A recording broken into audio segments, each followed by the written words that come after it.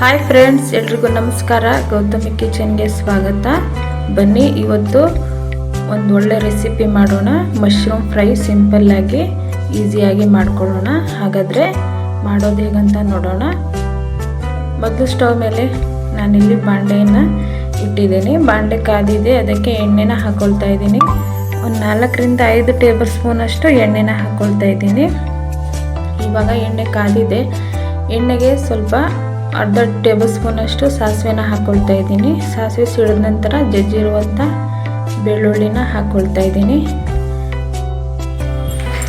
ಬೆಳ್ಳುಳ್ಳಿ ಹಾಕೋದ್ರಿಂದ ಫ್ಲೇವರ್ ತುಂಬಾ ಚೆನ್ನಾಗಿ ಬರುತ್ತೆ, ಹಾಗಾಗಿ ಬೆಳ್ಳುಳ್ಳಿನ ಹಾಕ್ಕೊಳ್ತಾ ಇದ್ದೀನಿ.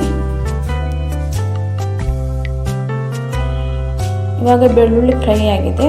ಇದಕ್ಕೆ ಕಟ್ ಮಾಡಿರುವಂಥ ಒಂದು 2ರಿಂದ 3 ಈರುಳ್ಳಿನ ಹಾಕ್ಕೊಳ್ತಾ ಇದ್ದೀನಿ. ನಿಮಗೆ ಜಾಸ್ತಿ ಕ್ವಾಂಟಿಟಿ ಬೇಕಂದರೆ ಈರುಳ್ಳಿನ ಜಾಸ್ತಿ ಮಾಡ್ಕೋಬೋದು, ಅಂದರೆ ಫ್ರೈ ಜಾಸ್ತಿ ಆಗುತ್ತೆ.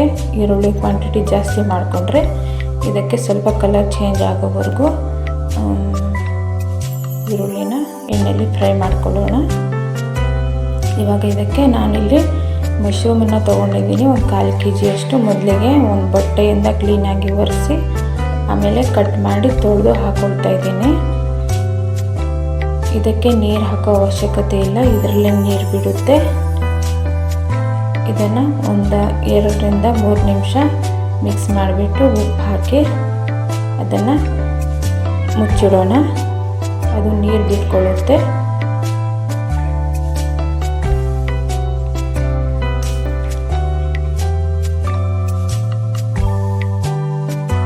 ಸ್ವಲ್ಪ ಅರಶಿನ ಹಾಕಿಬಿಟ್ಟು ಮಿಕ್ಸ್ ಮಾಡ್ಕೊಳ್ಳೋಣ. ಮಿಕ್ಸ್ ಮಾಡಿಕೊಂಡು ಇದನ್ನು ಬೇಯಲಿಕ್ಕೆ ಬಿಡೋಣ.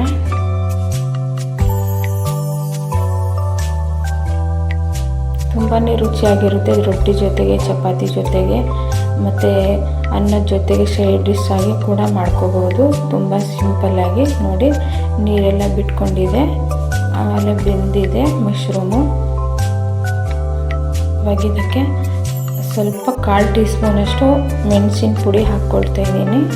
ಹಾಗೆ 1 ಟೇಬಲ್ ಸ್ಪೂನ್ ಅಷ್ಟು ಅಚ್ಕಾರದ ಪುಡಿನ ಹಾಕ್ಕೊಳ್ತಾ ಇದ್ದೀನಿ. ಅಚ್ಕಾರದ ಪುಡಿ ಬದಲು ನೀವು ಹಸಿಮೆಣಸಿಕಾಯಿ ಕೂಡ ಹಾಕ್ಕೋಬೋದು. ಹಾಗೆ ಸ್ವಲ್ಪ ಗರಂ ಮಸಾಲವನ್ನು ಹಾಕ್ಕೊಳ್ತಾ ಇದ್ದೀನಿ. ಹಾಕಿಬಿಟ್ಟು ಮಿಕ್ಸ್ ಮಾಡ್ಕೊಳ್ಳಿ ಕ್ಲೀನಾಗಿ. ಒಂದು 5 ನಿಮಿಷದಲ್ಲಿ ಆಗೋಗುತ್ತೆ ಈ ಪಲ್ಯ. ತುಂಬ ಸಿಂಪಲ್ಲಾಗಿ, ಹಾಗೆ ಜಾಸ್ತಿ ಇಂಗ್ರೀಡಿಯೆಂಟ್ ಏನೂ ಇಲ್ಲ, ಅಷ್ಟೇ ರುಚಿಯಾಗಿರುತ್ತೆ. ಹಾಗೆ ಕೊನೆಗೆ ಸ್ವಲ್ಪ ಕೊತ್ತಂಬರಿ ಸೊಪ್ಪನ್ನು ಹಾಕ್ಕೊಂಡ್ರೆ ಮಶ್ರೂಮ್ ಫ್ರೈ ರೆಡಿ ಆಗುತ್ತೆ. ಇವಾಗ ಕ್ಲೀನಾಗಿ ಮಿಕ್ಸ್ ಮಾಡ್ಕೊಳ್ಳೋಣ.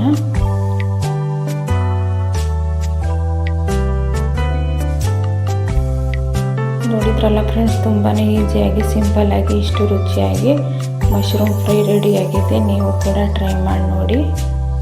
ಇಷ್ಟ ಆದರೆ ಕಮೆಂಟ್ ಮಾಡಿ, ಹೇಗೆ ಬಂದಿದೆ ಅಂತ ಕಮೆಂಟ್ ಮಾಡಿ. ಹಾಗೆ ಲೈಕ್ ಮಾಡೋದಂತೂ ಮರಿಬೇಡಿ. ನಮ್ಮ ಚಾನಲನ್ನು ಸಪೋರ್ಟ್ ಮಾಡಿ. ಈ ವಿಡಿಯೋ ನೋಡಿದ್ದಕ್ಕಾಗಿ ಧನ್ಯವಾದಗಳು. Thank you.